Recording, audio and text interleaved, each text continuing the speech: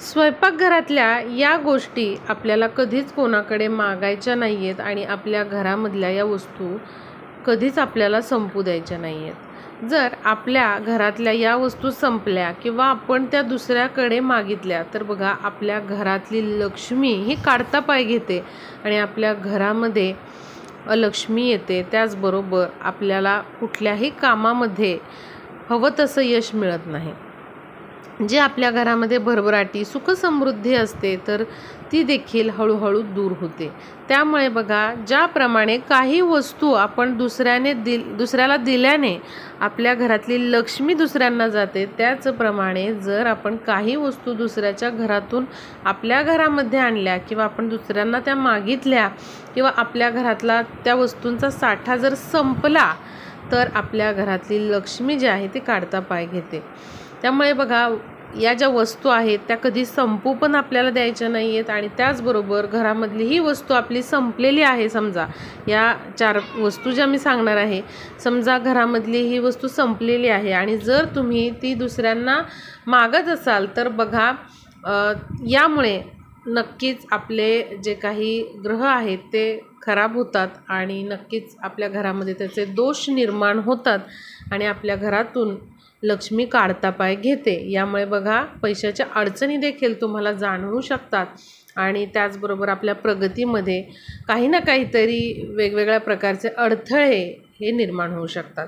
तर आता मी तुम्हाला एक एक वस्तू सांगते की जी वस्तू आपल्याला कधीच कोणाकडे मागायची नाही आहे आणि त्याचबरोबर जरी आपल्या घरातली ती वस्तू संपलेली असेल स्वतः आपल्याला ती विकत आणायची आहे आणि मुख्य म्हणजे आपल्याला ही वस्तू शक्यतो संपू द्यायची नाही आहे. ती संपायच्या आत आपल्याला घरामध्ये ही वस्तू आणून ठेवायची आहे.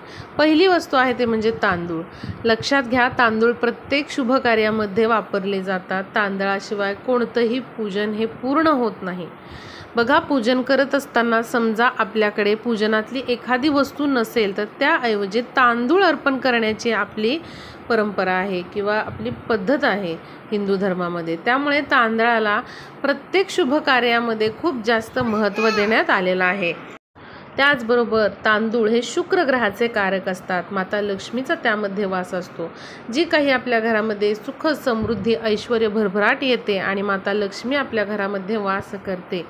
तर बघा जर आपला शुक्र ग्रह मजबूत असेल तर आपल्याला सुख समृद्धी संपत्तीची प्राप्ती होते. पण जर आपल्या घरातले तांदूळ हे अगदी संपलेले असतील आणि तांदूळ नेहमीच संपत असतील आणि कधीच आपल्या घरामध्ये पुरेसे तांदूळ नसतील तर बघा आपला शुक्र ग्रह जो आहे तो खराब होतो आणि आपल्या घरामध्ये लक्ष्मी वास कधीच करत नाही. त्यामुळे तांदूळ आपल्याला अगदी संपू द्यायचे नाही. ते संपत आले की आपल्याला दुसरे तांदूळ आपल्या तांदळाच्या डब्यामध्ये भरून ठेवायचे. यामुळे बघा शुक्र ग्रह जो आहे तो आपला मजबूत होतो आणि आपल्या घरामध्ये माता लक्ष्मीचं आगमन होतं. आणि लक्षात ठेवा कधीच कोणाला तांदूळ पण तुम्ही उसने मागू नका, हे अत्यंत चुकीचं आहे. या गोष्टीमुळे आपला शुक्र ग्रह खराब होऊ शकतो. दुसरी जी वस्तू आहे तर ती म्हणजे मीठ. मीठ ही अशी वस्तू आहे जी आपण स्वयंपाकामध्ये वापरतो. मिठाशिवाय कोणताच पदार्थ पूर्ण होत नाही. मिठाशिवाय स्वयंपाक हा अपूर्ण आहे. मिठामध्ये माता लक्ष्मी वास करत असते. समुद्र मंथनामधून माता लक्ष्मीची प्राप्ती झालेली आहे आणि आपल्याला हेही माहीत आहे की समुद्रातूनच मीठ मिळतं. त्यामुळे आपल्या घरातील जे मीठ आहे ते आपल्याला कधीच संपू द्यायचं नाही. मीठ आपल्या घरातलं जर संपलं तर आपल्या घराची प्रगती जी आहे ती थांबते. त्याचबरोबर येणारा पैसा थांबतो किंवा पैसा कुठेतरी अडकतो, तो आपल्याला परत मिळत नाही. त्यामुळे बघा मीठ जे आहे तर ते आपल्या घरातलं कधीच संपू द्यायचं नाही. आधीचं मीठ जे आहे ते संपण्याआधीच तुम्ही मिठाचे पॅकेट जे आहेत ते घरात आणून ठेवा. जरी तुम्ही एक्स्ट्राचे 2-3 पॅकेट घरी आणून ठेवले तरी ते खराब होत नाही.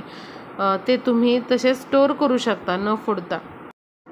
आणि जेव्हा आपल्या बरणीतलं जे मीठ आहे ते संपतं तेव्हा तुम्ही त्यामध्ये पुन्हा मीठ ठेवू शकता. मिठासाठी नेहमी काचेची बरणी वापरा. कधीही प्लॅस्टिकची किंवा स्टीलची बरणी आपल्याला वापरायची नाही.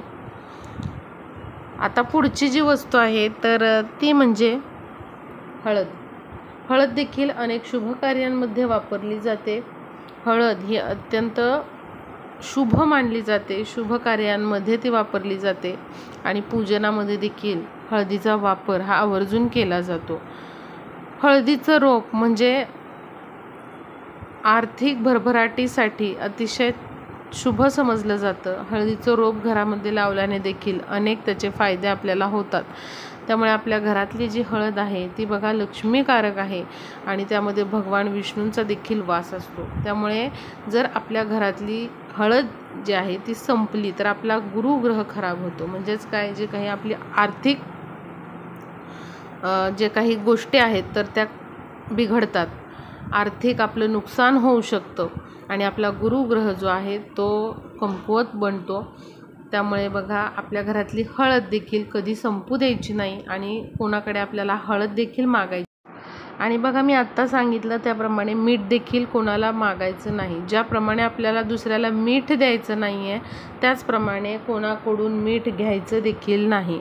कोणाला तुम्ही उसनं मीठ कधीच मागू नका. जर तुम्ही अशा प्रकारे कोणाकडून तरी उसनं मीठ किंवा थोडंसं मीठ आम्हाला देता का, संपलं आहे आमच्या घरातलं, असं जर म्हणत असाल तर बघा तुमच्यावर कर्ज येऊ शकतं किंवा आर्थिक नुकसान होऊ शकतं. काहीतरी तुमच्या आयुष्यामध्ये आर्थिक नुकसान हे होऊ शकतं.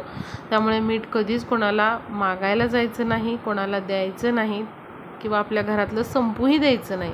ते संपायच्या आधी आपण त्या मिठाचा साठा किंवा मीठ जे आहे ते आपल्या बरणीमध्ये भरायचं आहे. पुढची जी वस्तू आहे ते म्हणजे गहू.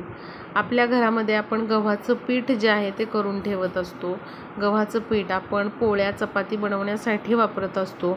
बघा ही आपल्या आयुष्यामध्ये लागणारी रोजची अशी वस्तू आहे आणि आपल्याला असं पीठ देखील कधीच संपू द्यायचं नाही, तांदूळ संपू द्यायचे नाहीत. बघा जर वारंवार अशा प्रकारे आपल्या पिठाचा डबा त्याचबरोबर तांदळाचा डबा रिकामा राहत असेल आणि तांदळाचा किंवा गव्हाचा तुटवडा आपल्या घरामध्ये असेल तर माता लक्ष्मी त्याचबरोबर अन्नपूर्णा माता देखील नाराज होतात आणि आपल्या घरामध्ये अनेक दोष निर्माण होतात आणि त्यांचे शुभ आशीर्वाद आपल्याला प्राप्त होत नाहीत आणि कामामध्ये विघ्न येतात. त्यामुळे गहू तांदूळ या 2 वस्तू अतिशय लक्ष्मीकारक आहेत, महत्त्वाच्या आहेत. गहू देखील आपण विष्णूंच्या पूजेमध्ये सत्यनारायणामध्ये गव्हाचा वापर केला जातो. त्यामुळे बघा गव्हामध्ये देखील माता लक्ष्मीचा, भगवान विष्णूंचा वास असतो. आणि लक्षात घ्या गहू तांदूळ घरामधले संपणे म्हणजे आपल्या घरावर माता लक्ष्मीचा किंवा अन्नपूर्णा मातेचा आशीर्वाद नसणे यामधली ती गोष्ट असते. त्यामुळे या वस्तू कधीच संपू देऊ नका आणि त्याचबरोबर दुसऱ्यांना मागायलाही जाऊ नका. यामुळे अनेक प्रकारचे दोष देखील आपल्याला लागतात. आपण जर अशा प्रकारे गहू तांदूळ दुसऱ्यांकडे मागत असू तर बघा आपल्या घरी पण दारिद्र्य आल्याशिवाय राहत नाही आणि त्यामुळे काय होतं तर अनेक प्रकारे आपल्याला आर्थिक नुकसानांना सामोरे जावं लागतं. त्यामुळे या चुका करू नका. आणि पुढची वस्तू आहे ती म्हणजे लवंगा. लक्षात घ्या लक्ष्मीच्या अनेक उपायांमध्ये लवंग वापरली जाते. लक्ष्मीला लवंगांचं अर्चन केलं जातं म्हणजे लवंग अर्पण केली जाते. अन्नपूर्णा मातेला देखील लवंगा ज्या आहेत त्या अर्पण केल्या जातात. त्यामुळे लवंग आपल्या घरामध्ये असणं खूप महत्त्वाचं आहे. तुम्ही थोड्याशा ठेवा, 1-5 लवंगा आपल्या घरामध्ये किंवा मसाल्याच्या डब्यामध्ये तुम्ही अवश्य नेहमी ठेवायच्या आहेत. त्या अगदीच संपलेल्या आहेत असं करायचं नाही, कारण लवंगामध्ये माता लक्ष्मीचा वास असतो. लवंग अत्यंत माता लक्ष्मीला प्रिय असतात. कापूरबरोबर आपण लवंग ही जाळत असतो. यामुळे काय होतं तर माता लक्ष्मी प्रसन्न होते. तो जो सुवास असतो लवंगांचा तो लक्ष्मीला आकर्षित करत असतो. त्यामुळे अगदी 1-2 का होईना लवंगा मसाल्याच्या डब्यामध्ये ठेवा आणि कधीच कोणाकडून लवंगा देखील मागू नका. कारण बघा लवंगांचा वापर देखील अनेक पूजेच्या साहित्यामध्ये होतो किंवा अनेक विधींमध्ये केला जातो. त्यामुळे अशा प्रकारे लवंगा कधीच कोणाला मागू नका. जर अशा या लवंगा तुम्ही मागत असाल कोणाकडून तर उसण्यात तर बघा त्याचे दोषच आपल्याला लागत असतात. जर त्या व्यक्तीने त्या लवंगा जर कुठल्या पूजेमध्ये किंवा काहीतरी विधीमध्ये वापरलेल्या असतील आणि जर अशा लवंगा आपण घेत असू तर त्याचे दोष आपल्याला लागल्याशिवाय राहत नाही. त्यामुळे अशा चुका आपल्याला करायच्या नाहीत. पुढची महत्त्वाची वस्तू आहे ते म्हणजे तेल. कधीही आपल्या घरातील तेल जे आहे ते आपल्याला संपू द्यायचं नाही. थोडं राहिलेलं असतानाच त्याचा म्हणजे अजून तुम्ही नवीन आणून ठेवायचं आहे आणि त्या डब्यामध्ये तुम्हाला ओतून ठेवायचं आहे. त्याचबरोबर कधीच कोणाला तेल हे मागायला जाऊ नका. शेजारी पाजारी आपण तेल संपल्यावरती जर असं मागत असू तेल तर बघा शनीचे दोष आपल्याला लागू शकतात आणि त्याचा त्रास आपल्याला होऊ शकतो. आपल्या घरादाराची प्रगती थांबू शकते. त्यामुळे बघा अशा चुका आपल्याला करायच्या नाहीत. तर बघा या ज्या वस्तू आहेत त्या आपल्याला कोणालाच उसण्या मागायच्या नाही आहेत, कोणाकडून मागू नये. तर या ज्या स्वयंपाकघरातील वस्तू आहेत त्या बघा लक्ष्मीकारक अशा वस्तू आहेत, आपल्या प्रगती घडवून आणणाऱ्या वस्तू आहेत. त्यामुळे या वस्तू आपल्या घरातील संपू द्यायच्या नाही आहेत आणि कोणाला आपल्याला मागायच्या देखील नाही. यामुळे आपल्या घराला दोष लागतात आणि आपली संपूर्ण कुटुंबाची प्रगती थांबू शकते. काही ना काहीतरी आर्थिक समस्या आपल्याला येऊ शकतात, काहीतरी विघ्न येऊ शकतात. त्यामुळे आपल्याला या चुका करायच्या नाही आहेत. तर ही माहिती नक्कीच तुम्हाला आवडली असेल. व्हिडिओला लाईक करा, माहितीला जास्तीत जास्त शेअर करा आणि आपल्या चॅनलला सबस्क्राईब करायला विसरू नका.